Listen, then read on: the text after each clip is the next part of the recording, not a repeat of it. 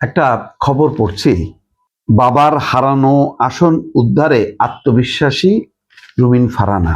ব্রাহ্মণবাড়িয়া ২ তার কার সঙ্গে লড়ছেন দেখেন। এই আসনে বিএনপি সমর্থন দিয়ে খেজুর গাছ প্রতীকে নির্বাচন করছেন জমিয়তে উলামা ইসলামের কেন্দ্রীয় কমিটির সহসভাপতি মাওলানা জুনায়েদ আল হাবিব।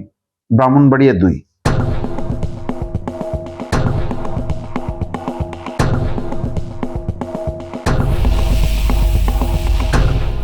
ভাষা সংগ্রামী প্রয়াত অলি আহাদের কন্যা রুমিন ফারহানা।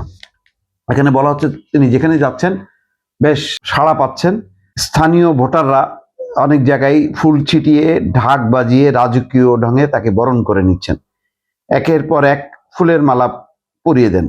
তাকে ঘিরে বেশ সোশ্যাল মিডিয়া বা গণমাধ্যম বেশ সরব, কারণ রুমিন ফারহানা ইতিমধ্যে রাজনীতিতে একটা অবস্থান করে নিয়েছেন, এটা সত্য। তার ক্ষুরোদ্ধার যুক্তি তর্ক গণমাধ্যমের একেবারে অপরিহার্য। এমন কোনো দিন ছিল না যেদিন এক বা একাধিক টক শোতে তিনি অংশ নিতেন না এবং সেখানে বিএনপির পক্ষে যুক্তি দিতেন। দুর্ভাগ্যজনকভাবে এখন তাকে হাঁস মার্কা প্রতীক নিয়ে স্বতন্ত্র নির্বাচন করতে হচ্ছে। দল থেকে তিনি বহিষ্কৃত হয়েছেন, কারণ নির্বাচনী সমঝোতার বলি হয়েছে। বিএনপির অনেকগুলি এবার নির্বাচনের লস আমি বলবো মুখ হিসাবে। তারা হয়তো জিততো না, আবার কেউ কেউ জিততো, যেমন কর্নেল অলি। মেজর আক্তার গেছে, আমি এটা মনে করি যে ঠিক আছে, কর্নেল অলিকে ধরে রাখা দরকার ছিল। এটা একটা ভালো মুখ ছিল, যেই মুখটা এখন রীতিমতো বিএনপির জন্য বিষ হয়ে সামনে এসছে।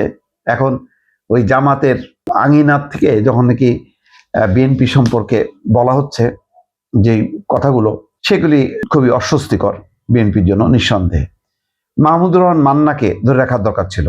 কিছু মুখকে ধরে রেখেছে ভালো, যেমন ববি হাজ্জাজ, তারপরে আমদালি পার্থ, নুরুল হক নূর, মাহমুদুর রহমান মান্না, আশরাফ আব্দুর রব, কর্নেল অলি, রুমিন ফারহানা, এই মুখগুলো দরকার ছিল। জামাতের তো হারানোর কিছু নেই, সে তো আসলে মানে কোনোদিন ক্ষমতায় আসবে এরকম সম্ভাবনা উকি দেয়নি, যেটা এবার উকি দিচ্ছে।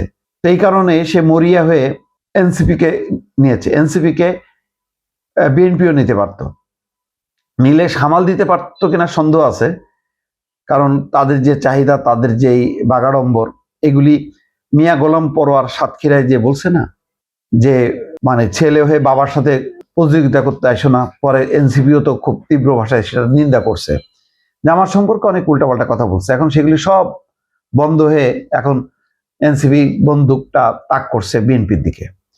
তো তাদের একজন দুজন বাদে বাকিদের অ্যাটিটিউড গুলো আমার কাছে ভালো লাগে না, এটা আমি প্রতিনিয়ত বলি, বিশেষ করে নাসিরউদ্দিন পাটোয়ারি। অন্যান্যরাও যে ভাষায় কথা বলছেন, হাসনাত আবদুল্লাহ বা সার্জিস আলম, তাদের এই ২৪-এর মুখগুলো ওই সময় অনেক অনুপ্রেরণা যোগাতো, কিন্তু এখন সেটা একটা হতাশা, এক ধরনের অধ্যত্ব হিসেবে পরিগণিত হচ্ছে। তো বিএনপির জন্য একটা মুসিবত হইতো, বিএনপির জন্য এনসিপিকে নিলে আবার অনেক ভোট তারা হারা দিত। দেখ, তারপরেও আমি মনে করি যে যেহেতু অঙ্গীকার আছে ২৪-এর প্রতি, তো সেই হিসাবে এনসিপিকে নিতে পারতো।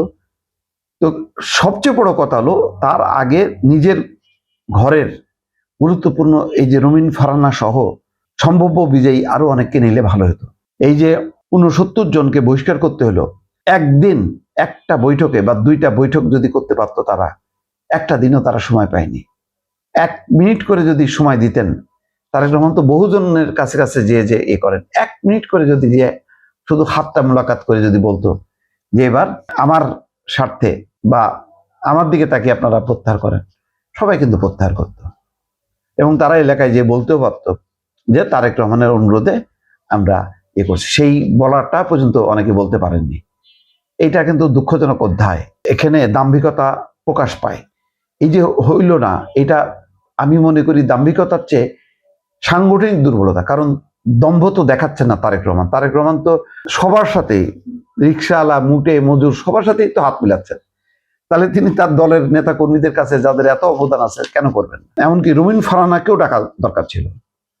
সে যদি মেনে নাও নিত, তারপরেও তারেক রহমান ডেকেছেন এবং অনুরোধ করেছেন, এটাও যথেষ্ট ছিল।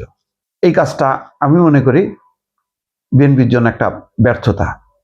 এটা হয়তো বড় দল কাটায় উঠবে, কিন্তু এইগুলোর প্রতি মনোযোগী হওয়া উচিত। এবং প্রতিটা জেলার দায়িত্বপ্রাপ্ত কারা কারা সম্পাদক পদে দায়িত্ব পালন করছে, তারা কি আসলে করতে পারলো কিনা, তারা জায়গা মতো তাদেরকে নিয়ে তারেক রহমানের কাছে উপস্থিত হইতে পারলো কিনা, বা বার্তা পৌঁছাইতে পারলো কিনা ঠিক মতন, আমার কাছে কিন্তু যথেষ্ট সন্দেহ আছে দর্শক।